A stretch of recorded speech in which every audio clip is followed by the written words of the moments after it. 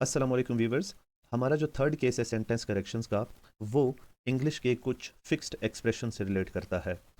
Normally आपने rule पढ़ा होगा कि जब दो सब्जेक्ट एंड से कनेक्ट होंगे तो उनके साथ एक प्लूरल वर्ब यूज़ होगा, क्योंकि वो दो सब्जेक्ट हैं और वो प्लूरल फॉर्म करते हैं। अगर सब्जेक्ट प्लूरल हो रहा है तो उसका वर्ब भी प्लूरल हो। मिसाल के तौर पर Ahmed and Ali are boys. Ahmed subject number 1 है, अली सब्जेक्ट नंबर 2 है, और इनको एंड से कनेक्ट किया गया है, तो इसके साथ आर का वर्ब यूज़ हो रहा है क्योंकि ये सब्जेक्ट प्लूरल कंसीडर होगा। लेकिन ये जो फिक्स्ड एक्सप्रेशंस हैं, इनके हवाले से इंग्लिश के अंदर ये रूल है कि आप इनके साथ सिंगुलर वर्ब यूज़ करेंगे। कौन कौन से एक्सप्रेशंस हैं हमारे पास? तो एक्सप्रेशंस ये हैं जो मैंने यहाँ लिखे हैं। लॉ एंड ऑर्डर है, ट्रायल एंड एरर है, पीस एंड क्वाइट है, रिदम एंड ब्लूज़ है, सम एंड सब्सटेंस है, टाइम एंड टाइड है, ब्रेड एंड बटर है, और फिश एंड चिप्स है। अब इनके पीछे अपना एक लॉजिक है कि क्यों इनके साथ हम एक सिंगुलर वर्ब यूज़ करते हैं। लॉ एंड ऑर्डर एक लीगल टर्म है। लॉ एंड ऑर्डर का जब टर्म यूज़ किया जाता है, दो वर्ड्स हैं, law and order. Law word number 1 है और वर्ड नंबर 2 है इसका ऑर्डर, और इन्हें कंजंक्शन एंड से जोड़ा गया है। तो ये लॉ एंड ऑर्डर का टर्म जब लीगल सेंस में यूज़ होता है तो ये एक सिंगल कॉन्सेप्ट को जो है डिनोट करता है। इससे मुराद है एक ऐसा सिचुएशन जिसके अंदर लोग जो हैं सोसाइटी के रूल्स की पाबंदी करते हैं। तो ये लॉ एंड ऑर्डर एक सिंगल कॉन्सेप्ट को जो है डिनोट करता है, इसलिए इसके साथ सिंगुलर वर्ब यूज़ किया जाता है। जैसे हमने यहाँ पर सेंटेंस लिखा है, पहला हमारा वो है, there are no law and order in the city. अब इस सेंटेंस के अंदर एरर क्या है कि यहाँ पर एक प्लूरल वर्ब यूज़ किया गया है आर, क्योंकि यहाँ पर term law and order use हुआ है और ये एक लीगल सेंस में यूज़ हो रहा है, तो इसके साथ सिंगुलर वर्ब को लगना चाहिए। प्लूरल वर्ब का इस्तेमाल इस सेंटेंस को इनकरेक्ट बना देता है। तो इसका करेक्ट सेंटेंस होगा, there is no law and order in the city. Are नहीं होगा, इज़ होगा इसके साथ।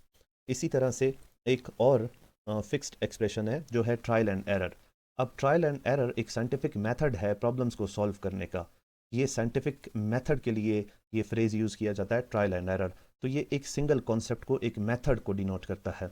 जब इसे इस सेंस में यूज़ किया जा रहा है तो आप ट्रायल एंड एरर के साथ प्लूरल वर्ब नहीं लगा सकते, इसलिए ये जो सेंटेंस है, trial and error were used by him to solve complex problems, ये गलत है।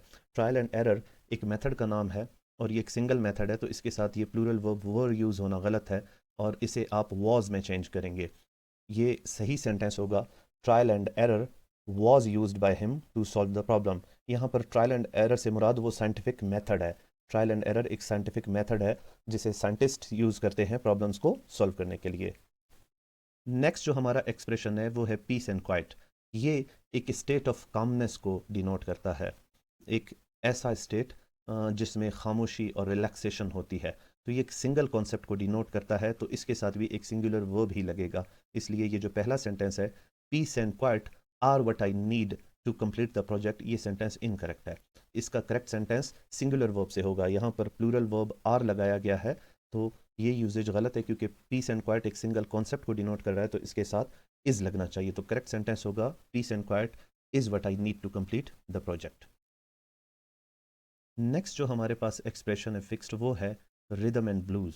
अब ये भी दो वर्ड का जो है सब्जेक्ट है, एंड से जुड़े हुए हैं दोनों वर्ड, लेकिन ये एक म्यूज़िक के जॉनरा को रिप्रेजेंट करते हैं।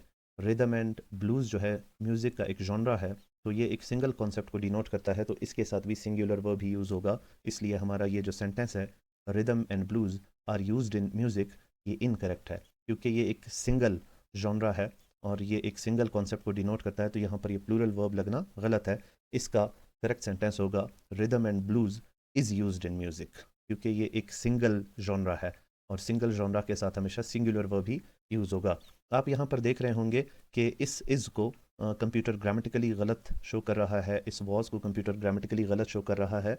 इसकी वजह यह है कि ये एक्सेप्शनल कॉन्सेप्ट्स हैं और एक्सेप्शनल चीज़ें जो हैं कंप्यूटर के अंदर मोस्टली जो है अपने एक्चुअल रूल की तरफ कंप्यूटर उनको लेकर जाता है और उन्हें गलत शो करता है। एक्सेप्शनल केसेस को कंप्यूटर डिटेक्ट नहीं कर सकता, और कंप्यूटर की जो लैंग्वेज है वो भी अमेरिकन इंग्लिश पर बेस्ड है, तो ब्रिटिश इंग्लिश ये बहुत सारी चीज़ों को ये गलत शो करता है।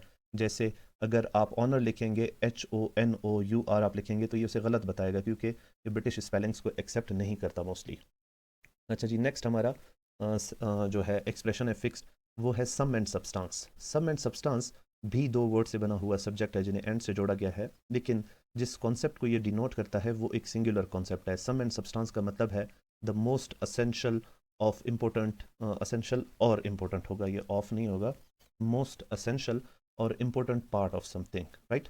ये एक सिंगल कॉन्सेप्ट है, तो सम एंड सब्सटेंस जो है एक सिंगल कॉन्सेप्ट को डिनोट करता है, सबसे ज़्यादा ज़रूरी या सबसे ज़्यादा अहम हिस्सा किसी चीज़ का, उस कॉन्सेप्ट को ये डिनोट करता है। तो इसके साथ भी सिंगुलर वर्ब ही लगेगा। तो ये जो पहला सेंटेंस है, sum and substance of the report are that we should reduce the use of fossil fuels, ये गलत है क्योंकि यहाँ पर आर का वर्ड यूज़ किया गया है। हालांकि सम एंड सब्सटेंस एक सिंगुलर कॉन्सेप्ट डिनोट करता है कि सबसे जो अहम नुक्ता है रिपोर्ट का, या सबसे जो अहम बात है रिपोर्ट की, बातें नहीं बात, यार नुक्ते नहीं नुक्ता, ठीक है, रिपोर्ट का। तो ये आर लगना यहाँ पर गलत है।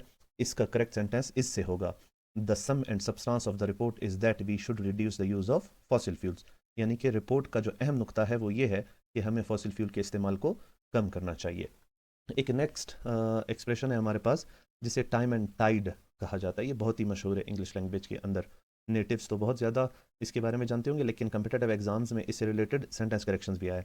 अब टाइम एंड टाइड भी दो वर्ड से बना हुआ एक सब्जेक्ट है जो कि एंड से जोड़े गए हैं, लेकिन ये रेफर करता है कंबाइंड या कलेक्टिव जो फोर्स होता है वक्त और नेचुरल वर्ल्ड का, नेचर का और वक्त का जो कंबाइंड फोर्स है, ये उस कॉन्सेप्ट को डिनोट करता है। तो इससे सिंगुलर कंसीडर किया जाता है और इसके साथ सिंगुलर वर्ब लगता है। इसलिए ये जो सेंटेंस है time and tide wait for none, ये इनकरेक्ट है क्योंकि यहाँ पर plural form of verb use किया गया है प्रेजेंट इंडेफिनिट के सेंस में। लेकिन प्रेजेंट इंडेफिनिट में अगर ये सिंगुलर कंसीडर हो रहा है तो इसके साथ सिंगुलर वर्ब लगेगा, time and tide waits for none होना चाहिए इसको। तो करेक्ट सेंटेंस यही होगा कि time and tide waits for none. एक और कॉन्सेप्ट है या एक्सप्रेशन है, वो है ब्रेड एंड बटर का। अब ब्रेड एंड बटर भी दो वर्ड से बना हुआ सब्जेक्ट है, एंड से जुड़े हुए हैं, लेकिन ये एक सिंगल कॉन्सेप्ट को डिनोट करते हैं मील के, क्योंकि ब्रेड एंड बटर को मोस्टली एक साथ खाया जाता है, तो इसे एक सिंगल मील कंसीडर किया जाता है। तो जब आप इस तरह का सेंटेंस लिखते हैं the bread and butter are my only food, तो ये सेंटेंस इनकरेक्ट होता है क्योंकि ब्रेड एंड बटर एक सिंगल कॉन्सेप्ट को डिनोट करता है, तो यहाँ पर प्लूरल वर्ब यूज़ करना गलत है। इसके साथ आप लिखेंगे the bread and butter is my only food, right, the bread and butter is my only food या bread and butter is my only food, ये सही होगा। आर को आपने इज में चेंज करना है। इसी तरह फिर फिश एंड चिप्स, ये भी एक फिक्स्ड एक्सप्रेशन है, ये एक डिश का नाम है एक्चुअली। फिश एंड चिप्स दो वर्ड से बना हुआ सब्जेक्ट है जिन्हें एंड से जोड़ा गया है, लेकिन ये एक डिश का नाम है जिसे इंग्लैंड के अंदर खाया जाता है। तली हुई मछली को तले हुए जो ये आलू के चिप्स होते हैं उसके साथ प्रेजेंट किया जाता है। ये इंग्लैंड की एक डिश है, तो एक सिंगल डिश का नाम है, इसलिए इसको सिंगुलर कंसीडर किया जाता है। तो जब आप कहते हैं fish and chips are famous in London, तो ये सेंटेंस गलत है क्योंकि फिश एंड चिप्स एक डिश है, यहाँ पर ये आर का यूज़ होना गलत है। इसका करेक्ट सेंटेंस होगा fish and chips is famous in London. उम्मीद है इस वीडियो को देखने के बाद जब भी आपको इन फिक्स्ड एक्सप्रेशंस का सामना होगा किसी भी कम्पिटिटिव एग्जाम के सेंटेंस करेक्शंस के हवाले से, तो आप बड़ी आसानी से इनसे रिलेटेड सेंटेंस करेक्शंस को जो है सॉल्व कर लेंगे और आपको किसी भी मुश्किल का सामना नहीं होगा। अगर आपको ये वीडियोस अच्छी लग रही हैं तो शेयर के बटन पर क्लिक करें और इन वीडियोस को रीपोस्ट करें ताकि इनसे दीगर लोग भी फ़ायदा उठा सकें। आप जैसे ही शेयर के बटन पर क्लिक करेंगे तो आपको एक येलो साइन नज़र आएगा रीपोस्ट का, उसके ऊपर क्लिक कर लें तो ये वीडियो आपके फॉलोअर्स के साथ शेयर हो जाएगी और वो भी इससे फ़ायदा हासिल कर सकेंगे। मिलते हैं एक और वीडियो के साथ, तब तक के लिए अपना बहुत सारा ख्याल रखिए और मुझे अपनी दुआ में याद रखिए। अल्लाह हाफिज़।